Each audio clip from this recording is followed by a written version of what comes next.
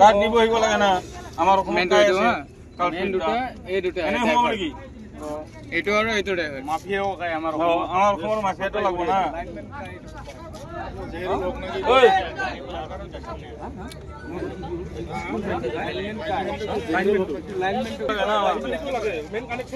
Line মানে কি কৰে ঐ লাইনম্যান মানে কি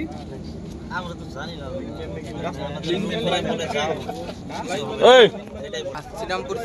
শ্রীরামপুর নোমেলত এর বনামাল কার নাম এটা এইটো নাজানো মই খালাসি নাজানা কোৰ পৰা নি কোৰ লৈ যাবি শ্ৰীৰামপুৰ পৰা লৈ আহিছো গুৱাহাটী যাব গুৱাহাটী লৈ যাবি কিমানটা আছে মোৰ গাড়ীত আছে 45 আৰু 45 45 হয় কেইটা আছে গৰু গরু না মোষ আছে হ্যাঁ মোষ আছে দাদা মোষ কেইটা আছে 40টা নাকি আছে 40টা কোৰ পৰা আছে এটা শ্ৰীৰামপুৰ শ্ৰীৰামপুৰৰ পৰা কোৰ লৈ যাবি এটা গুৱাহাটী খানাপাৰা যায় গুৱাহাটী খানাপাৰা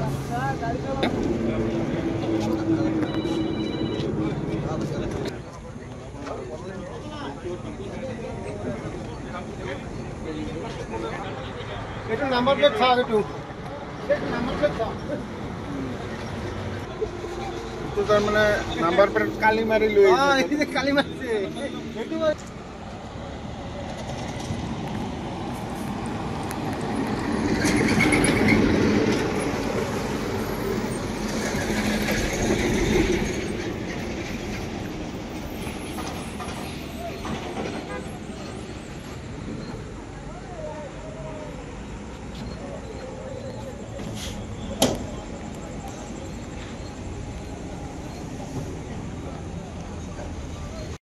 হয় আজি আমি এটা বিশেষ সূত্ৰে আমি আমাৰ হাতত খবৰ আহিছিল শ্ৰীৰামপুৰৰ পৰা অবৈধভাৱে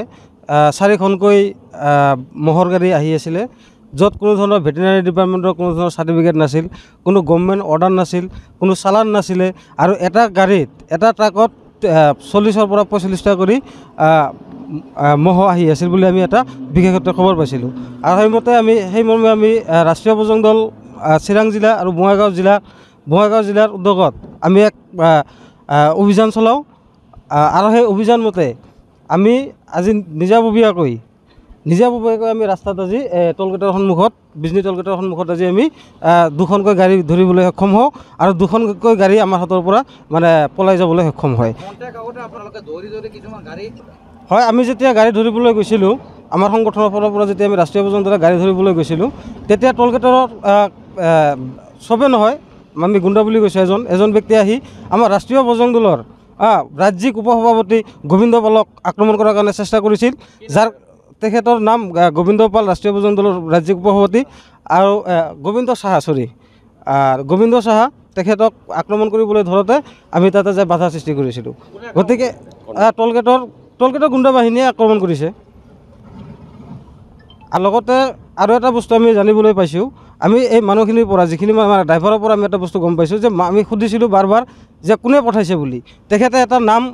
সুন্দৰ কৰি আপোনালোকৰ হয়তো ভিডিঅ' ফুটেজতো আছে তেখেতে এটা নাম কৈছে হাবিজুৰ বুলি নাম কৈছে গতিকে আমি সুধিব বিচাৰিছোঁ কোন এই হাবিজুৰ এই দালাল কোন সেই হাবিজুৰ তেখেতক অতি সোনকালে অসম পুলিচে গ্ৰেপ্তাৰ কৰক, অন্যথা আমি ৰাজপথত আহি আকৌ গাড়ী ধৰিবলৈ আমি বাধ্য হ'ম। হয়, আজি আমি বিশেষ সূত্ৰে গম পাওঁ ৰাষ্ট্ৰীয় বজৰং দল চিৰাং জিলা আৰু বঙাইগাঁও জিলাৰ বিশেষ সূত্ৰে গম পাওঁ যে 4খন গাড়ী লৈ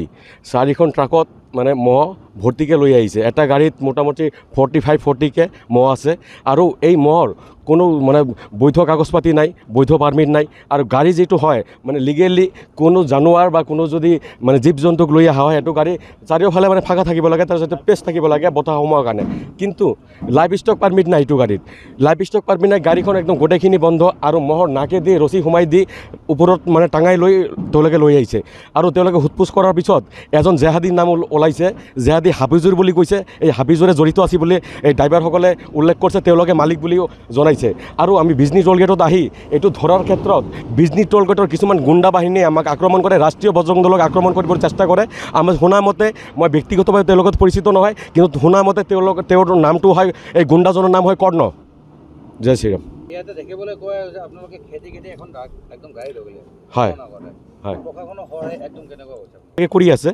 প্ৰশাসনৰ হয় ঠিকে আছে, কিন্তু এতিয়া আমাৰ পৰিলক্ষিত কৰিব লাগিব, এতিয়া আমাৰ লক্ষ্য থাকিব যে প্ৰশাসনে গাড়ীখন লৈ এই মহকেইটাক কি কৰে, মহকেইটাক এই মালিকক সমজাই দিয়ে, নহয় এই প্ৰশাসনিক বিষয়াৰ মানে যিটো মানে পদ্ধতি আছে এই মহকেইটাক লৈ মানে চৰকাৰী পদ্ধতিত মহকেইটাক উদ্ধাৰ কৰে, নহ'লে আৰু নাকি এই গাড়ীৰ মালিকক বা এই মহৰ চিণ্ডিকেটৰ মালিকক গতাই দিয়ে, এইটো আমাৰ লক্ষণীয় হ'ব। অঁ, এইটো হ'ব পাৰে, কিন্তু আমি ডাইৰেক্ট নকওঁ, কিন্তু এইটো তদন্ত হ'ব লাগে। এই চিৰাঙৰ পৰাই এইটো চিণ্ডিকেট তদন্ত হ'ব লাগে। এইটো চিণ্ডিকেট বহুত ওপৰলৈকে যাব বুলি আমি আশা কৰি আছোঁ, বহুত ওপৰলৈকে যাব বুলি আমাৰ মানে এটা ধাৰণা। আৰু চিৰাং প্ৰশাসনক, বঙাইগাঁও প্ৰশাসনক আমি অনুৰোধ জনাই আছোঁ, অতি সোনকালে এইবিলাক চিণ্ডিকেট বন্ধ হ'ব লাগে। এইবিলাক চিণ্ডিকেট যদি বন্ধ নহয়, আমি ৰাষ্ট্ৰীয় বজৰং দলে ৰাজপথত ওলাম, আমি হাতত তৰোৱাল লৈ ওলাম। জয় শ্ৰীৰাম।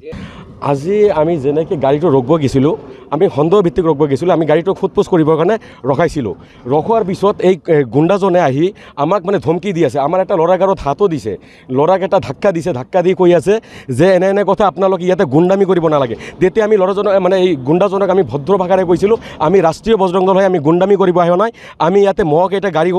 ধৰিছোঁ, যেতিয়াই আমি আৰু তদন্ত কৰিব লাগিব, যেতিয়া আমাৰ লগত পুলিচ প্ৰশাসনো আছে, পুলিচ প্ৰশাসনে তদন্ত কৰিব লাগিব। আমি গাড়ীখনে খালি পুলিচক সহায় কৰিছোঁ, কিন্তু এই গুণ্ডাজনৰ মানে গুণ্ডামি দেখি আমাৰ এনেকুৱা অনুভৱ হৈ আছে, এই গুণ্ডাজনে চিণ্ডিকেটৰ জড়িত আছে নেকি আমাৰ সন্দেহ হৈ আছে। হয়, কৰ্মচাৰী বুলি আমি গম পাইছিলোঁ, কিন্তু মানে বিশেষ সূত্ৰে জানিবলৈ পাইছোঁ কৰ্মচাৰী, কিন্তু কৰ্মচাৰী নহ'লে ইমান দাদাগিৰি দেখাব নোৱাৰে। আৰু বিজনী টোল গেটত এনেকৈ চিণ্ডিকেট মানে বহুত হ'ব বুলি আমি মানে ধাৰণা কৰি আছোঁ। এনেকৈ যদি চিণ্ডিকেট চলি থাকে তেনেহ'লে আমি বিজনী টোল গেট ভাঙি দিম। যিকোনো খবৰৰ বাবে যোগাযোগ কৰক 7099017330 লগতে 7099017110 নম্বৰত।